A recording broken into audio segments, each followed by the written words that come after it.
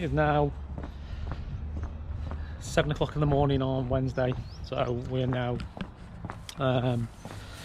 back in full-time training. So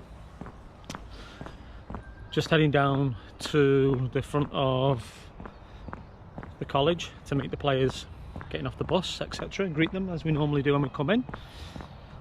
Obviously it's first day back in because there was a teacher training day yesterday. We've been up north, so still a bit tired recovering from that. So we'll get straight back in it today. I will start off, well, my group's going to start off with some short stuff. Come out! Start talking!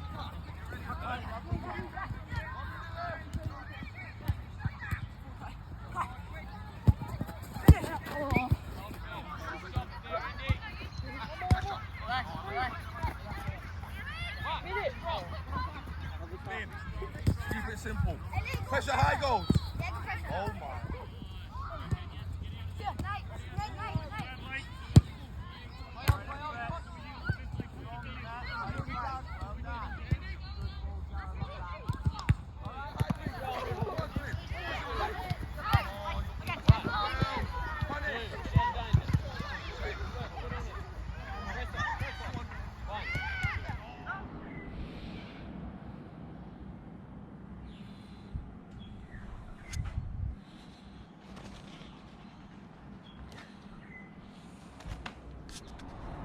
These YouTube videos are becoming less frequent. I'm trying to do 2 a week, to be fair. I did say 3, but there's a lot going on, so apologies. We're going to try and do 2. So keep everybody stimulated more than anything. 3 is probably a little bit too much. So it's early again. We were here when it was dark this morning, so I'm just going through some player assessments and logbooks, getting them up to speed. Got some new players coming in from up north, which is great. A couple of exciting announcements on the horizon again. I'm going to try and capture some finishing practices today. So I believe Tom's bringing the drone in. We've got one drone here, but we have an issue with it, which we're going to replace actually. So we've got our own drone, which as promised, we're going to do a lot more footage on the training field, which is important because a lot of the parents who watch us and a lot of the players who watch us actually want to see themselves and see the kids, etc., and the coaches out there actually want to see what we deliver too. So there's a little bit of things we want to add. Things I can't get my words out. Tired as normal. You know, like the microphones, the lapels and things like that, so you can actually hear what we're saying, so the information we're passing on to players. So there's obviously a lot of practical demonstrations going on, and you can see a lot of practical activity, but sometimes you can't hear the information that's actually being relayed to the players. So we're going to look at investing in a couple of lapels so the staff can get mic'd up, so you can actually pick up on what we're saying, which is important. Because communication with young players is critical. You know, we don't swear at players. We definitely do kick them up the backside because we demand a standard. So that is the plan of attack for today. There is an assembly, an ANZAC Assembly, that we're going to attend for the first hour this afternoon, which is important because it's the heritage of Australia, etc. So whilst we're here, we have to be respectful, and we have to ensure our players are being respectful as well, so teaching good values. So there's also an element of that assembly where trophies are being handed to the principal, which will be done via 1 or 2 of our players. So every time we get a trophy, we try and do things properly, where we provide recognition for the players, but also provide recognition for the college as well.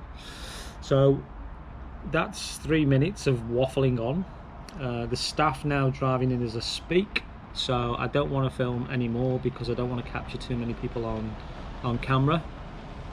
But we'll get the footage this afternoon from the ANZAC Assembly, and then we'll get some footage from the training element, and we'll get a video up probably tonight or tomorrow. Okay.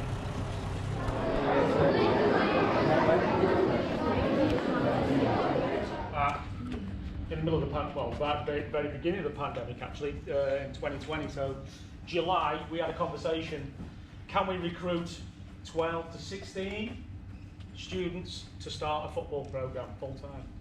So we're here now, and we've got 912 or whatever it is, just in football alone, and then we've got dance, and we've got tennis, and soon to be other sports. And my role is going to change slightly, where I'm coming away from this football club and moving more towards the academy at the school to help with the infrastructure, because looking at the room, we're running out of space.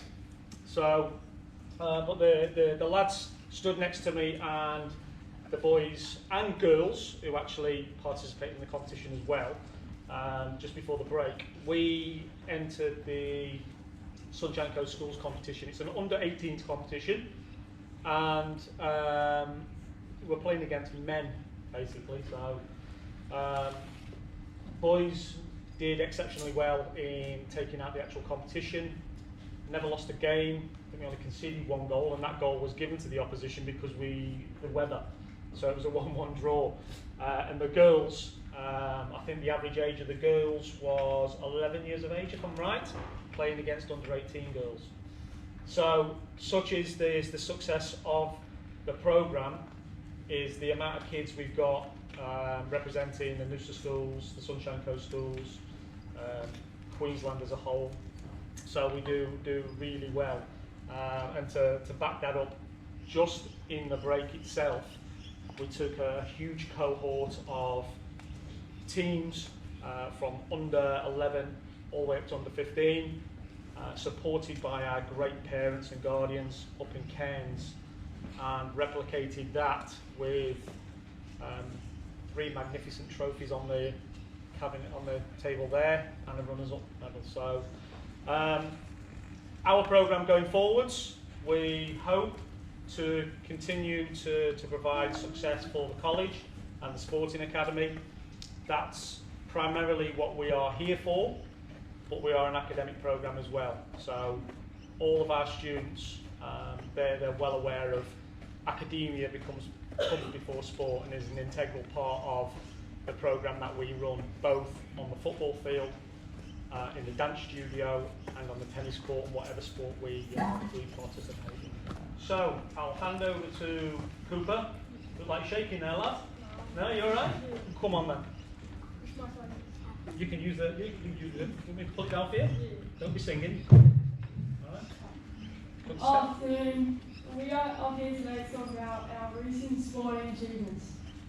Our PVC Footballing Academy competed in the Sunshine Coast Schools football competition last term. This competition is open to all schools across the Sunshine Coast, where we compete for the trophy. This includes schools such as St John's, St Teresa's and Nambour State College. For the competition, we entered 2 teams, a boys team and a girls team. While this competition is open to all students up to year 12, as Melvin already mentioned, both our boys team and girls team were much younger. Throughout the season, both teams had lots of success and they both made the final. The boys team was the first for the final. We versed St John's, and it was a very tough game, but we managed to win in extra time. The girls played next and versed St Teresa's, but unfortunately lost in the penalty shootout. On behalf of the Footballing Academy and school, we would like to present the trophy and medal to the school principal, Mr. Kennedy.